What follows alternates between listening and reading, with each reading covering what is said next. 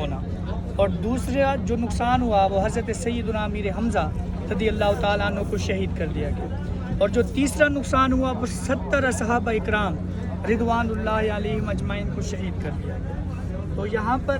حضور نے صحابہ اکرام کو وصیت فرمائی تھی کہ جب تک میرا حکم نہ ہو آپ نے جبل رماد پہاڑی سے نیچے نہیں اترنا۔ اوپر پیچھے دیکھیے، یہ جو پہاڑی ہے یہ جبل رماد پہاڑی ہے، جبل رماد۔ ساری جنگ کا نقشہ تبدیل ہو گیا۔